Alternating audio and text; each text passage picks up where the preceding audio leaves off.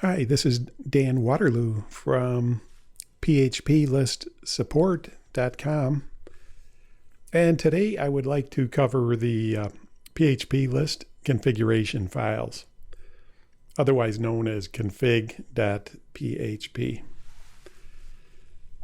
Let's start out and just find out where they are. Now, I just downloaded PHP list to my hard drive.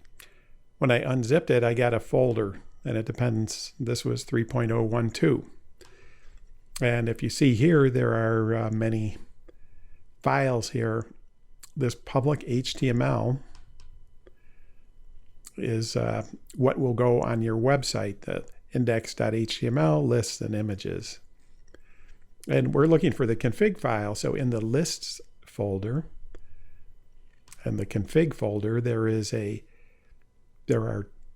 there are two files, config.php and config.extended.php. And you can see here that this extended is about 37 kilobytes and the regular config.php is 4 kilobytes.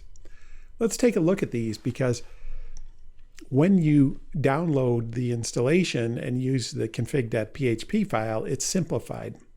So I'll go ahead and open this with TextMate. So here's the config.php, the simplified one. It's about 108 lines.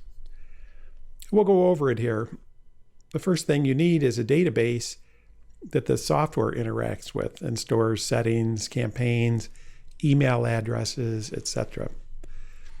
So one of the settings in this config file is you have to tell it which computer is the database on. Typically, that'll be on the local host.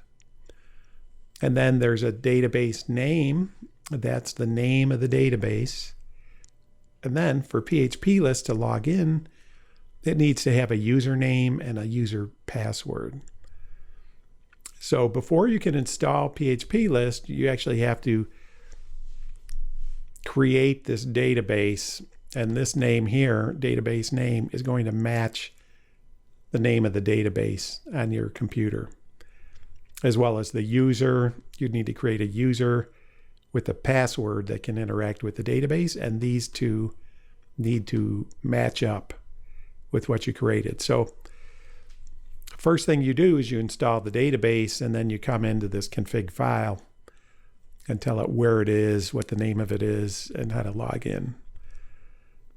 The other thing that phpList needs to know is how to send the emails out. So within phpList, there is a Php Mailer, which are routines that actually generate the emails and send it out. So if you're going to use that, just leave this the way that it is. Php Mailer host. If you leave it empty, it'll send them using Php Mailer. And then this test is a value that deactivates the send. So if you want to actually start sending your messages out, you need to go in here on the 1 and turn it to 0. That takes it out of the test mode, and now the emails will be sent.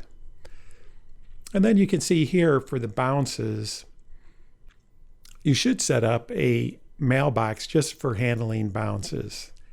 When you use the default config.php list, that's unspecified. So you're going to have to actually go to your mail server and set up a bounce mailbox. And then this is the user at the domain name for whatever your bounce mailbox is. And then to activate it, we're going to uncomment this line by deleting the hashtag in the front. So that activates that. And then you have to tell phpList how to talk to that mailbox. So this can be pop. Typically it's pop. And then you tell it, okay, here's the mail server that it's on, if it's not on the local host. And what the pop user, whatever the user needs to log in, and what the password is for that email box. This manually process bounces is for activating the menu on the web interface to phpList. So this will allow you to actually check that mailbox from the web interface. The port, you have to know a little bit about mail servers, or you have to get this from your system administrator. It tells you which port on that mailbox host is. So here's the host. You have to tell it what the port is, what the protocol is, and whether or not to use security. So if you use something, say, for instance, like Gmail, you need to activate the POP3 on the Gmail account and then send it into port 995 and tell it to use SSL. And then when you'll get an error saying the certificate's not valid, this means this no validate certificate says that it'll check the mailbox. Okay. And then I typically leave this bounce mailbox. I leave that alone. This bounce mailbox purge is set to 1. And that means that when it processes a bounce, it's going to delete the bounce out of the mailbox. That's what we want. And that if it doesn't match an email in that mailbox to a list, it'll leave it in there. So you can go and look in the mailbox and figure out what's going on. And then the last thing here is this bounce unsubscribe threshold is set to 5. That looks at how many bounces an email address will have before it's unsubscribed, and it will not, after which it will not receive any more campaign messages. So that's the simplified config.php. Now you might be going, well, okay, well, that's interesting. This config.extended has all the options that you can specify. So this one's a lot longer, and it's about 800 lines, 850 lines. Okay, so we know that the config.php is the file that the system's going to use. And what we can do is we can use the standard one, the small one, with our settings, or we can rename this. I usually name it to something like config.php.orig, O-R-I-G, and then I'll go ahead and copy this config_extended.php to config.php. Why does this one have all these variables defined when the system works fine with the smaller config.php?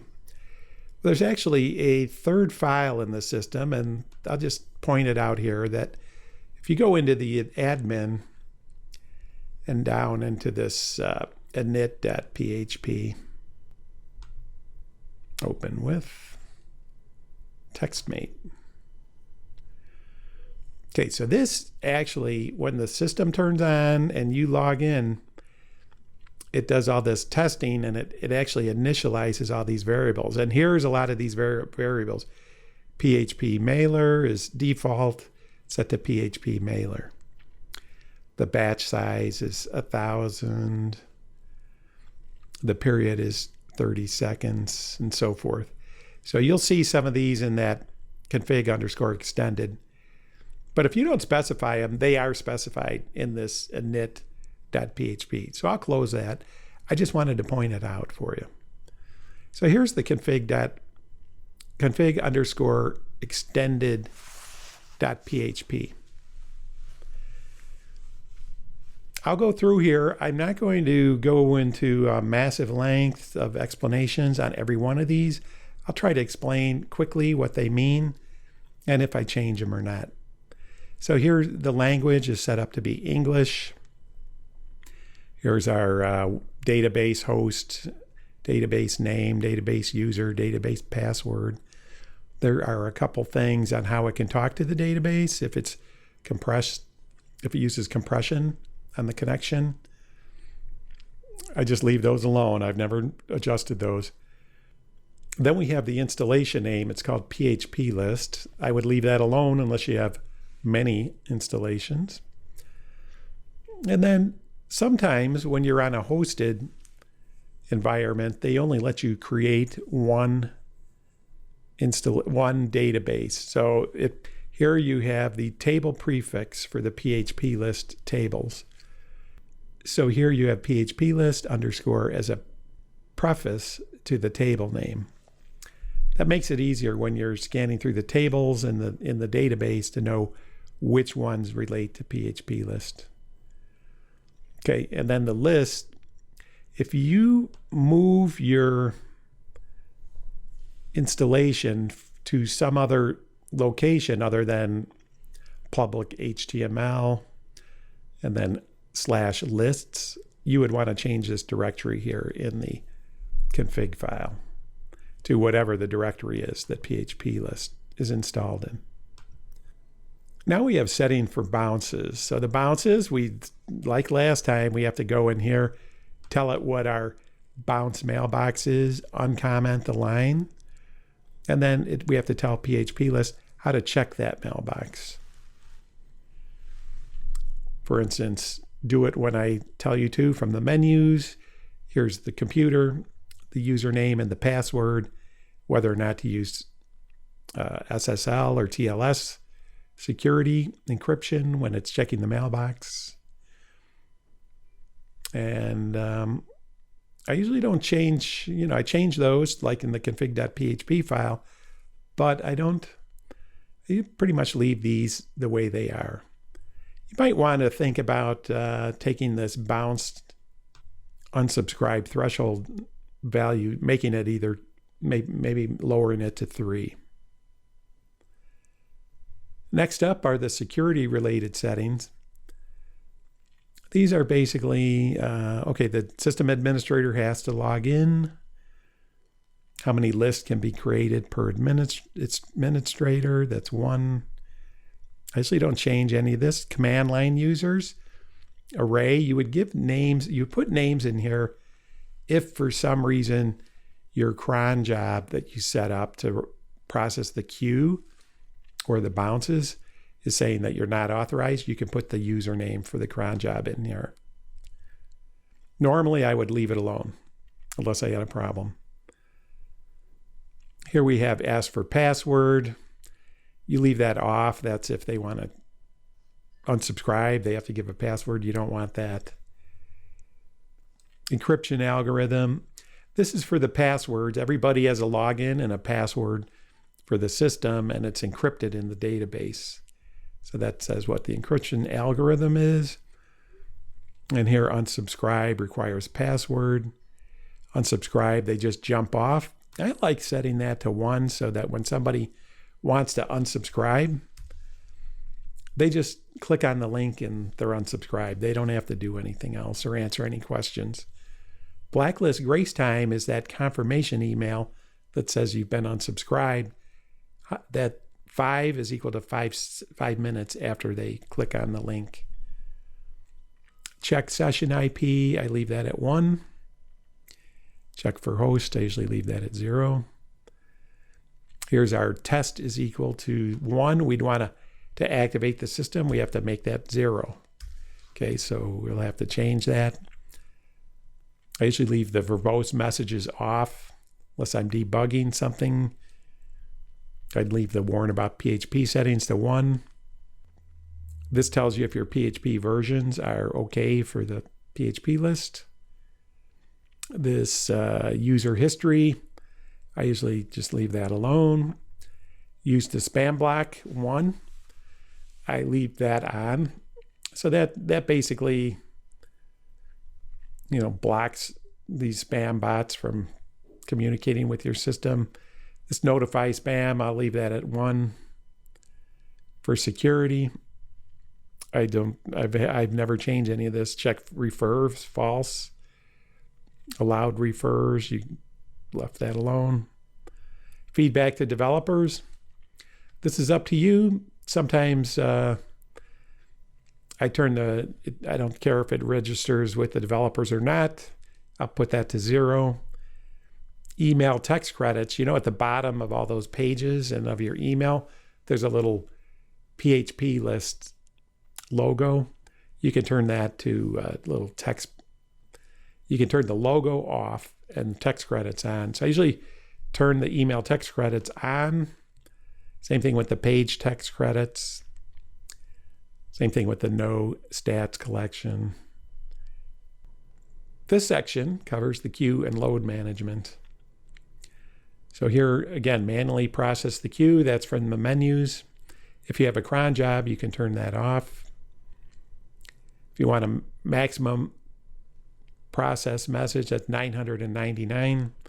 So if you have a lot of messages in there, and they might all be in the queue, it'll run up to 1,000 of them at a time. Okay, so here you would set your mail queue, batch size, and batch period. So in this case, when it's set to 0, it means you can send an unlimited amount of emails an hour. And generally, I don't think you want to do that. Normally, I'll set this at, say, whatever's appropriate. You know, if you're on a hosted solution, it might be 200 emails per hour. If you're on your own machine, it might be 1,000.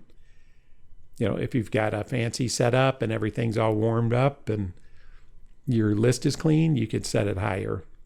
But I would normally put this at something like, for a hosted solution, I might put this at like 250 per hour. That will give you 6,000 emails a day. All right, and then this mail queue throttle, that's going to actually be a delay between one email and the next. So let's say if I make it, for easy math, 3,600 emails per hour, I can set this little delay between one email and the next to 0.8 seconds. So that way it's going to send an email and wait for 0.8 of a second and send the next one and so forth. So we'll have a nice level and consistent sending rate throughout the whole hour. And about the time the hour is up, we'll be done with our 3,600 in this example. But normally, like I had mentioned, I might set this at 250 up to 1,000 per hour. And then if it's 1,000 per hour, maybe you make the delay to 3 seconds. I've got a section on my website that explains this. I put together a little spreadsheet where you can type in the values you want and it'll give you the settings for these. MailQueue Auto Throttle actually does that math for you. It looks at how many you want to send per hour, sees how fast they can go out, and then it automatically, if this is set to 1, it'll automatically put a delay between one and the next. Then we have domain throttling, which is similar to overall throttling, but this actually looks at it per domain. So if you want to send to AOL.com at a slower rate, you would put that rate in. Right now, this is set for, it's turned off. We could turn it on. And it's set for 1 email every 2 minutes. So that would apply to Gmail, Hotmail, AOL, Comcast, whoever else your email supplier is. It'll slow it down on a given domain. And then here, it'll automatically calculate you tell it how fast you want it to go, and it'll calculate the delay for you. The max process queue time is just kind of a timeout that when you're processing the queue, if it's taking too long, if it goes over this time, it'll go ahead and stop. And then you would need to refresh or resend the queue. So for miscellaneous, the default system language is English. And here you can set the precedence header. So if you've ever looked at the headers on those emails, it's precedence bulk. You can turn that off here by uncommenting this line. And if you have attributes or criteria set up inside of your list, you can specify how many criteria you can select to generate your campaign list. Here we have allow non-list subscribers to subscribe. Here, reference page. I usually don't touch that. I haven't ever touched this one. The word wrap, I have not done anything with that. So here it says by default, the drop down for the year will be 3 years from before until 10 years after the current value for the year. So I would just use it at that unless you need to change it for some reason. Define the empty value prefix. I leave that alone. Use admin details for messages. This is when you're sending a message. Your email address as the admin will come up as the default from. So you can turn that off if you want. Send one test email. The system will send a text version of your email and an HTML test version of your email to you. So if you only want the HTML, which is generally the case for me, I'll just put a 1 in there. And then when you send a test email, you only get 1, and it's the HTML version. This remote URL refresh timeout is used when you're actually sending a web page. It will go out and periodically read that page, and this tell it how often do you want to go out and get the current version of that HTML page. It's at 3600, which is, I believe is once per hour. User pages max. I've never done anything with that. The message age, I leave that at the default. Repetition, I have never used that. Language switch, this allows it to the system to change languages. It senses in your browser what language you use, and it'll switch the language of the PHP list. So leave that at 1. Custom, the error page 404, I've never adjusted that. And here's some sending messages. This is where you set up your mail server. Now the default for the mail server is to use this PHP Mailer and the PHP Mailer host. If you want, you can have the system talk to one of your mail servers and send it over to that and have that mail server send it out. And if you want that to happen, you would comment this line out and then uncomment this line. Okay, and you would basically, what you need to tell it is what the name of the host is and what port to connect to it on. If you want, you can set up multiple SMTP servers. Now, if you set up your own server, you're going to have to tell the system, okay, here's my server, and when you send it, if you need to log in, here's the SMTP username and then the SMTP password. You can also talk to one of these PHP Mailer hosts on a different port. I've seen some machines, I think it might be HostGator, only allows you to send out on port 26. So here you can define that if you need to. If you want to send your test emails via a different server than the Blast server, you could set that up here. By default, it uses the same server. And then if you want to use TLS or SSL to talk to your server, you would tell it right here. And then you can use an SMTP timeout so that when you're talking to that server, after so many seconds, the connection will time out. So some of these advanced features, I usually turn the click track on. Okay, so that way when somebody clicks on something, they actually go back to the phpList installation. It logs their click and then it forwards them to the page that was in your email. So I'll turn this on. I usually leave the click track show detail off. So leave it at 0. There's a directory here. Now you're might have to go in and either create this directory, which would be under public HTML. You would say upload images. Or you would either, if you've already got a directory, you would want to rename this to whatever that directory is.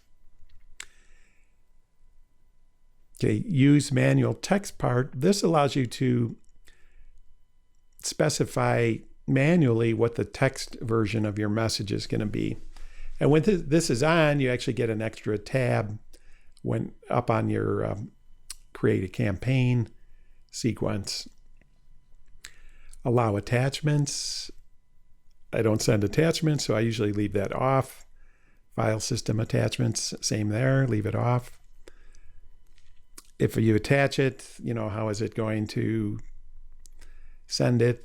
Gives you the MIME types, which is kind of an encoding mechanism for the binary files, such as a Acrobat, for instance. And then you have the plugin directory. So here are the plugins. I do use plugins for my phpList installation. So this tells it what the directory is. And attachment is temp. Leave that alone. Kind of keep this. This is if you want to export a list. It will allow you to export it in Excel format. Normally that's off. So I have never changed that myself. This MySQLi, that's actually the way that the system talks to the database. And in the later versions, the last couple versions of version 3, you need to make sure this says mysqli.inc. So in all the latest versions of these config.phps, it's set there. If you're using your old version of your config, say for instance you upgraded your version, you need to go in there and make sure it says MySQLi. Experimental features. I've left that on. Email address validation is 2. That basically checks the emails when somebody wants to subscribe. Leave that on. Your system time zone, if you're in a time zone that your server is not in, you can tell phpList what time zone you want it to appear to be in. So by default, it's the default version of this. It's in the host. It's set by the host clock. So for instance, if you're in New York, but your GoDaddy host is in California, it's going to send it in California time. And you can use this to override that and say America/New York. Okay, list exclude. This is a do not send list function. It's turned off, but you can turn it back on if you want. Message queue prepare. I leave that alone. But where you might want to use this is if you have a very big list. Every time you process the queue, it's going to scan everybody on the list and figure out who it's been sent to. Take the ones that it haven't been sent to, figure out how many it can send in the next time interval, and then it'll queue those up. So this message queue prepare basically puts everybody in the queue and prepares their message. So when you run the process queue, it just goes down to the first one that hasn't been sent and starts sending them. So it might be useful in that case. I have yet to use it. These I've left alone. The admin module. Stacked attributes, I left that alone. That's 0. I've left this public protocol to I've left that at what it was. I think it's HTTPS. Advanced bounce processing. If you want to teach the system on what's a bounce and what's not a bounce and maybe handle those in a specific way, you can turn this on. All right, and then it'll allow you to adjust the rules. Keep the forwarder attributes. I've never done anything with that. Forward the email count. I left that alone. Forward a personal note size. I'd leave that alone. And AODB driver, MySQL, I left that alone. So you can see that there are some of these you need to change. You have to actually tell the system what your database is and how to log into it, and then how to send the messages either via the built-in mailing system or to connect to one of your server hosts. The other major setting is how to send the messages and process the bounces. And if you turn those manual to automatic, then you have to actually, so if you turn that manually process the bounces to 0, then you have to set up a cron job. Okay, thanks so much for watching. I hope this helped, and I'll see you in the phpList support forums if you have any questions. Or if you need help with this, this is something I can do over the internet for you as an individual service for a small fee. Thanks a lot. Bye.